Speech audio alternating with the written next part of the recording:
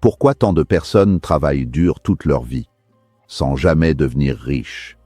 Est-ce un manque d'intelligence, de chance ou de talent? Napoleon Hill, l'un des plus grands penseurs du succès, a révélé une vérité dérangeante que peu osent affronter. Une vérité qui explique pourquoi la majorité échoue là où une minorité réussit.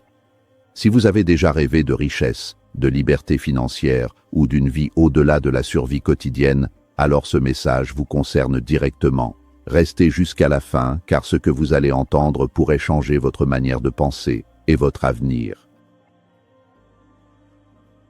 1. Le plus grand ennemi de la richesse, la peur. La peur n'est pas simplement une émotion passagère. Selon Napoleon Hill, elle constitue l'architecture psychologique fondamentale de la pauvreté. Elle agit comme un brouillard dense qui obscurcit la vision, paralyse l'initiative et détruit l'enthousiasme. Lorsque nous parlons de richesse, nous ne parlons pas seulement d'argent, mais d'abondance dans tous les aspects de la vie. Or, la peur est le verrou qui maintient la porte de cette abondance fermée. Elle se manifeste souvent de manière insidieuse, non pas comme une terreur panique, mais sous la forme de doutes raisonnables, de prudence excessive et d'un attachement maladif au statu quo. La majorité des gens ne sont pas pauvres par manque de talent ou d'intelligence, mais parce que leur capacité à imaginer le pire dépasse leur capacité à visualiser le meilleur. Ils investissent plus d'énergie mentale à protéger le peu qu'ils possèdent qu'à construire ce qu'ils pourraient obtenir, ignorant que la conservation seule mène inévitablement à l'érosion. Parmi les 6 fantômes de la peur identifiés par Hill, la peur de la pauvreté et la peur de la critique sont les plus dévastatrices pour l'ambition. La peur de la pauvreté paralyse la prise de risque nécessaire à l'investissement et à l'entrepreneuriat. Elle pousse l'individu à accepter des compromis médiocres, un emploi qu'il déteste, un salaire qui couvre à peine ses besoins et une routine qui tue sa créativité simplement parce que cela semble sûr. C'est une ironie cruelle. En craignant la pauvreté et en refusant de risquer, l'individu garantit sa propre stagnation financière. Il choisit une pauvreté gérable et familière plutôt que l'incertitude qui précède la richesse. Cette peur crée un plafond de verre psychologique. Dès que l'individu s'approche d'une opportunité qui pourrait changer sa vie, son subconscient tire la sonnette d'alarme, inventant des scénarios catastrophes pour le forcer à reculer vers sa zone de confort. La peur du jugement ou de la critique est tout aussi pernicieuse. Combien de projets brillants sont morts dans l'œuf parce que leur créateur craignait le « qu'en dira-t-on ». La société, et souvent l'entourage proche, a une tendance naturelle à niveler par le bas. Celui qui cherche à s'élever devient une cible. La peur d'être ridiculisé, d'être vu comme un imposteur ou d'être rejeté par sa tribu sociale empêche des millions de personnes de lancer leur entreprise, de demander une augmentation ou de publier leur œuvre. Hill nous enseigne que pour bâtir une fortune, il faut développer une immunité contre l'opinion d'autrui. La richesse exige une forme d'anticonformisme. Si vous agissez comme la majorité, guidé par la peur de déranger, vous obtiendrez inévitablement les résultats de la majorité. La richesse est la récompense de ceux qui osent marcher seuls jusqu'à ce que d'autres trouvent le courage de les suivre. Il est crucial de comprendre que le courage n'est pas l'absence de peur. Les entrepreneurs prospères, les investisseurs audacieux et les grands leaders ressentent tous la peur. La différence réside dans leur réaction physiologique et mentale face à elle. Là où l'homme ordinaire voit un signal « stop », l'homme riche voit un signal « attention, soyez vigilants ». Ils utilisent la peur comme un carburant, une indication que l'enjeu est important et que l'opportunité est réelle. Ils comprennent que la sécurité totale est une illusion, un concept inventé pour rassurer, mais qui n'existe pas dans la nature. Attendre que la peur disparaisse avant d'agir est la stratégie la plus sûre pour échouer, car la peur ne disparaît qu'une fois l'action accomplie. C'est l'action qui tue la peur, et non l'inverse.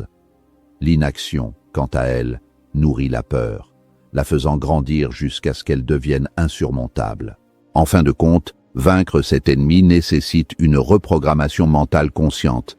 Il s'agit de remplacer l'habitude de l'inquiétude par l'habitude de la foi.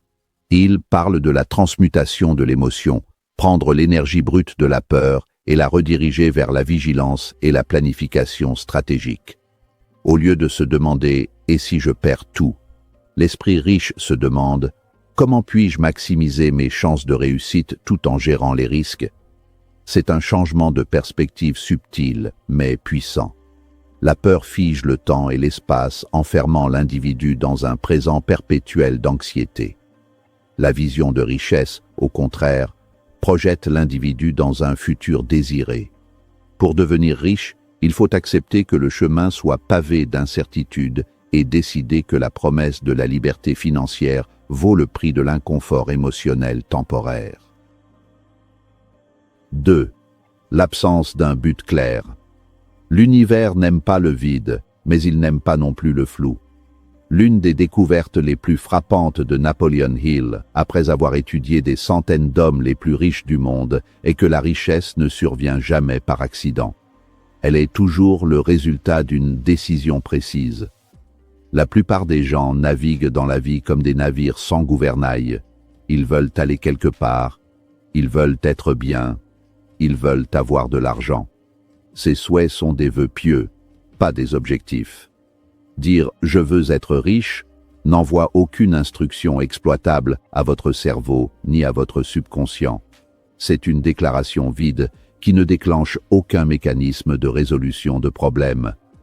Sans une destination claire, vous ne pouvez pas tracer de route, et sans route, vous dérivez simplement au gré des courants, finissant souvent là où vous ne vouliez pas aller. La précision est le premier outil de la manifestation. Un but clair doit répondre à des questions impitoyables. Combien, quand, comment et pourquoi. Il insiste sur la fixation d'un montant exact. Il y a une différence psychologique majeure entre dire « je veux plus d'argent » et dire « je posséderai 100 000 € de patrimoine net le 31 décembre de cette année ». La première phrase est un souhait mou. La seconde est un ordre direct donné à votre esprit. Dès que le chiffre est posé, accompagné d'une date butoir, votre cerveau, grâce à son système d'activation réticulaire, commence à filtrer la réalité différemment. Il commence à repérer des opportunités, des ressources et des connexions qu'il ignorait auparavant, simplement parce qu'il a maintenant une cible précise à atteindre. Le flou protège l'ego de l'échec. Si je ne définis pas précisément mon but, je ne peux pas vraiment échouer, mais il interdit aussi le succès véritable. L'absence de but clair entraîne une dispersion fatale de l'énergie. Nous disposons tous d'une quantité limitée de temps, d'attention et d'énergie vitale chaque jour. Sans un objectif majeur défini, ce que Hill appelle le Definite Chief Aim, cette énergie se dilue dans des distractions triviales, des urgences sans importance et les agendas des autres. Un esprit sans but est un terrain vague où n'importe qui peut planter ses problèmes. C'est ainsi que l'on se retrouve à travailler pour réaliser les rêves de quelqu'un d'autre, faute d'avoir défini les siens. La clarté agit comme un laser. Elle concentre toute la lumière diffuse en un faisceau puissant, capable de découper l'acier. Les personnes qui réussissent savent dire non à tout ce qui ne sert pas leur but précis, tandis que ceux qui n'ont pas de but disent oui à tout par défaut, se noyant dans la médiocrité. De plus, un but clair sert d'ancrage émotionnel et psychologique durant les tempêtes. Le chemin vers la richesse est semé d'obstacles, de déceptions et de fatigue. Si votre destination est vague, la première tempête vous fera faire demi-tour, car vous n'aurez aucune raison impérieuse de continuer à souffrir. Mais si votre but est cristallin, s'il est gravé dans votre esprit avec une intensité obsessionnelle, les obstacles deviennent de simples détours, et non des impasses. La clarté du but engendre la résilience. Elle transforme les échecs temporaires en leçons nécessaires sur le chemin de l'accomplissement spécifique que vous visez.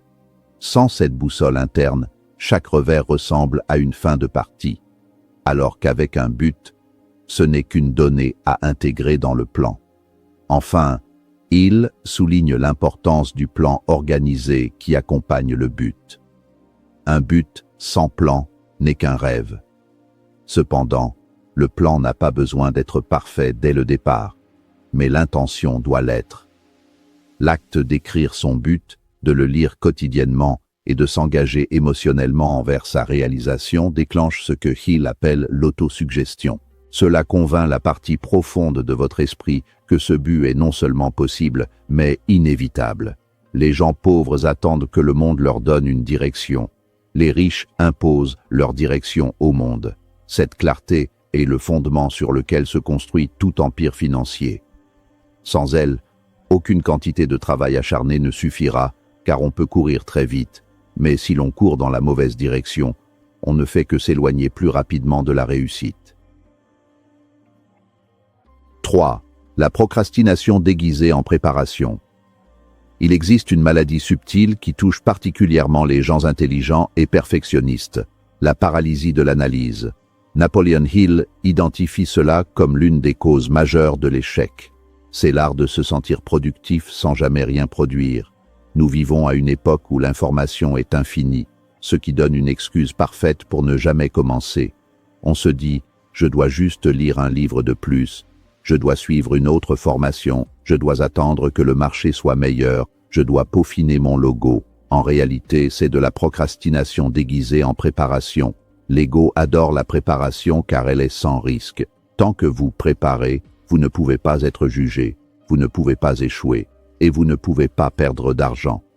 C'est une zone de confort douillette qui mime le travail, mais qui ne génère aucun résultat. Cette illusion de la préparation repose sur la fausse croyance qu'il existe un moment parfait pour agir. Hill est catégorique, ce moment n'existe pas. Les conditions ne seront jamais idéales à 100%. Attendre que tous les feux soient au vert avant de quitter la maison signifie que vous ne partirez jamais. Les riches et les grands réalisateurs ont compris un secret fondamental. On apprend en faisant, pas en pensant à faire. La connaissance théorique est une puissance potentielle, mais seule l'action est une puissance réelle.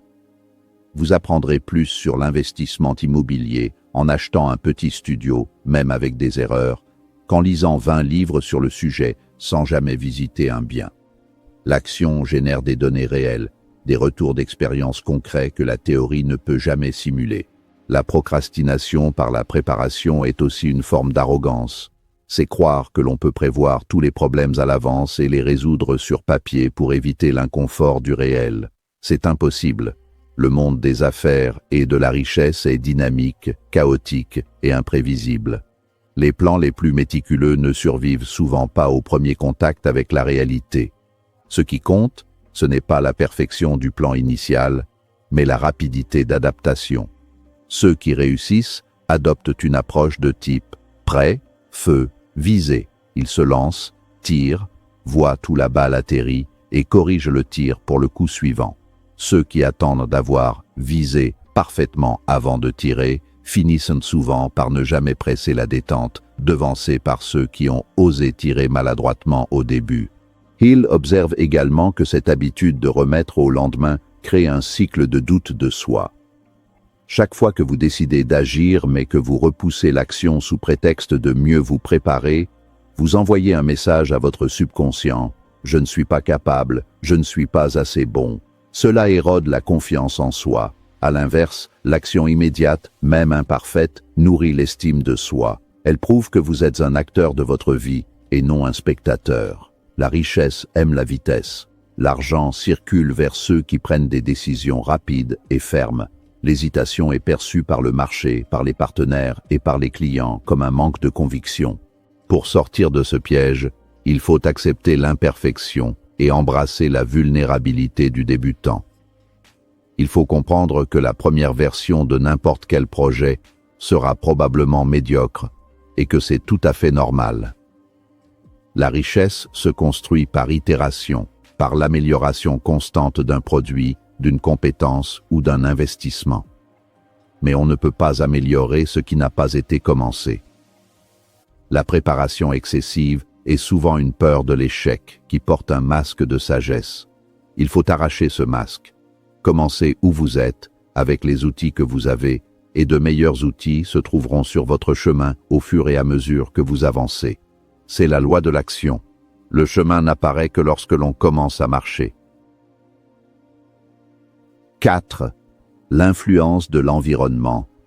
Il est impossible de surestimer l'impact de l'environnement humain sur la destinée financière d'un individu. Napoleon Hill a popularisé le concept du cerveau collectif, mastermind, mais le revers de cette médaille est tout aussi puissant. L'environnement toxique. Nous sommes des créatures d'osmose. Nous absorbons, consciemment et inconsciemment, les croyances, les attitudes, le vocabulaire et les limites de ceux que nous côtoyons le plus souvent. Si vous êtes entouré de personnes qui voient l'argent comme un mal, le succès comme de la chance et l'ambition comme un défaut, il est psychologiquement presque impossible de devenir riche. Votre subconscient cherchera à rester en phase avec votre tribu pour éviter le rejet, sabotant ainsi vos efforts pour vous élever au-dessus de la moyenne de votre groupe. L'environnement n'est pas passif. Il exerce une pression constante. Hill explique que les esprits pauvres se complaisent souvent dans la plainte, la victimisation et la critique. Ces énergies sont contagieuses. Passer 1 heure avec des gens qui ressassent leurs problèmes sans chercher de solution draine votre énergie créative. À l'inverse, les riches protègent leur environnement mental avec une rigueur féroce. Ils comprennent que leur état d'esprit est leur actif le plus précieux. Ils s'entourent délibérément de personnes qui sont plus intelligentes, plus audacieuses et plus riches qu'eux. Pourquoi? Parce que cela normalise le succès. Lorsque tout le monde autour de vous parle d'investissement, de croissance et de projets visionnaires, ces conversations deviennent votre nouvelle normalité. L'impossible devient possible simplement parce que vous voyez d'autres le faire. Ce principe va au-delà des simples relations amicales. Il touche à la loyauté mal placée. Beaucoup de gens restent pauvres parce qu'ils se sentent coupables de dépasser leur milieu d'origine. Ils ont l'impression de trahir leur famille ou leurs amis d'enfance en réussissant. Hill nous rappelle que l'on ne peut pas aider les pauvres en devenant l'un d'eux. S'élever nécessite parfois de couper, ou du moins de limiter, les liens avec ceux qui nous tirent vers le bas. C'est une vérité difficile, souvent douloureuse, mais nécessaire.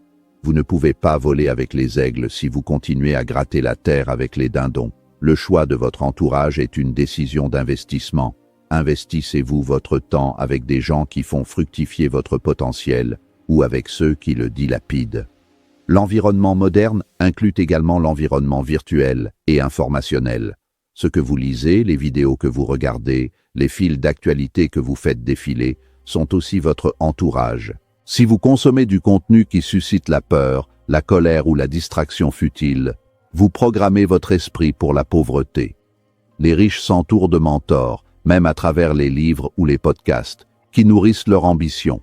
Ils créent un environnement artificiel de succès avant même que ce succès ne soit matérialisé dans leur compte en banque. Ils construisent une bulle hermétique où le doute n'a pas le droit de citer. Enfin, l'influence de l'environnement est une question de standard. Votre entourage détermine ce qui est acceptable pour vous. Dans certains cercles, gagner 2 000 € par mois est considéré comme une réussite. Dans d'autres, c'est ce que l'on dépense pour un dîner d'affaires. En changeant d'environnement, vous changez vos standards de référence. Le choc thermique de fréquenter des esprits ambitieux force votre propre thermostat financier à se régler vers le haut. Vous commencez à penser plus grand, à agir avec plus d'assurance et à exiger plus de la vie, non par arrogance mais par mimétisme positif. Comme le dit l'adage dérivé de la pensée de Hill, « Montre-moi tes 5 amis les plus proches et je te montrerai ton futur. » 5. Le manque de persévérance. La persévérance est le filtre ultime, le grand ami de l'univers qui sépare les rêveurs des réalisateurs. Napoleon Hill consacre des chapitres entiers à cette vertu, car elle est le facteur commun à toutes les fortunes colossales. L'erreur fondamentale de la majorité est de croire que le chemin vers la richesse est linéaire. Ils s'attendent à ce que l'effort produise des résultats immédiats. Lorsque les premiers obstacles surgissent, et ils surgissent toujours, ou lorsque les résultats tardent à venir, ils interprètent cela comme un signe qu'ils ne sont pas faits pour ça ou que le projet est mauvais. Ils abandonnent. Hill note avec justesse que la plupart des gens abandonnent juste au moment où la défaite temporaire était sur le point de se transformer en victoire éclatante. L'histoire célèbre de R.U. Darby, qui s'est arrêté de creuser à 3 pieds de l'or, est l'allégorie parfaite de ce tragique manque d'endurance. La persévérance est un état d'esprit qui doit être cultivé, ce n'est pas un trait inné. Elle est le résultat direct de l'intensité du désir. Si votre pourquoi est faible, votre persévérance sera faible. Les riches ne sont pas des surhommes qui ne ressentent pas la douleur de l'échec. Ce sont des gens dont le désir de réussite est si obsédant qu'il éclipse la douleur de l'échec temporaire. Pour eux, non ne signifie pas jamais, cela signifie pas maintenant ou pas de cette façon. Chaque rejet est une donnée, chaque perte est une leçon de scolarité payée au prix fort. Ils possèdent une capacité de rebond élastique. Là où la majorité voit un mur de briques, le persévérant cherche le marteau, l'échelle ou la dynamite. Il existe une phase critique dans toute entreprise que l'on pourrait appeler la traversée du désert. C'est ce moment où l'enthousiasme du début est retombé, mais où les résultats ne sont pas encore visibles. C'est là que meurent 90% des ambitions. C'est le moment où l'on travaille dur sans récompense apparente. Hill enseigne que cette période est un test nécessaire. C'est la manière qu'a la nature de demander « À quel point veux-tu vraiment cela ?» La persévérance durant cette phase invisible est ce qui crée l'effet composé. C'est comme le bambou chinois qui passe 5 ans sous terre à développer ses racines sans rien montrer en surface, avant de pousser de plusieurs mètres en quelques semaines. Les gens voient la poussée soudaine et appellent cela la chance ou le succès du jour au lendemain, ignorant les années de persévérance souterraine. Le manque de persévérance est souvent lié à l'absence d'autodiscipline et à la dépendance à la motivation. La motivation est une émotion volatile. Elle va et vient. La persévérance est une discipline. C'est la capacité à tenir une promesse que l'on s'est faite à soi-même, même après que l'émotion dans laquelle on a fait cette promesse a disparu. Les personnes qui échouent financièrement sont souvent celles qui commencent beaucoup de choses, mais n'en finissent aucune. Elles sont accros à la nouveauté, au frisson du départ, mais allergiques à la monotonie de l'effort soutenu. Or, la richesse se cache souvent derrière l'ennui de la répétition et la gestion des difficultés quotidiennes. Finalement, il considère la persévérance comme une forme d'assurance contre l'échec. Il affirme qu'aucun échec n'est permanent tant qu'il n'est pas accepté comme tel par l'individu. La vie a une façon étrange de céder face à ceux qui refusent simplement d'abandonner. C'est une guerre d'usure entre l'individu et les circonstances. Si vous tenez assez longtemps, les circonstances finissent par changer, les portes finissent par s'ouvrir et la résistance finit par s'effondrer. Le succès n'est souvent que la persévérance qui a fini par payer. Celui qui maîtrise l'art de se relever une fois de plus qu'il n'est tombé est invincible. Comme le disait Hill, un lâche ne gagne jamais et un gagnant n'abandonne jamais. Napoleon Hill nous laisse un message clair. La richesse est d'abord un état d'esprit avant d'être un compte bancaire. Ce n'est pas le monde qui vous empêche de réussir, mais vos croyances, vos peurs et vos habitudes. La question n'est pas « pourquoi les autres échouent ?» La vraie question est « allez-vous continuer comme la majorité ou décider aujourd'hui de penser différemment ?» Le choix est entre vos mains.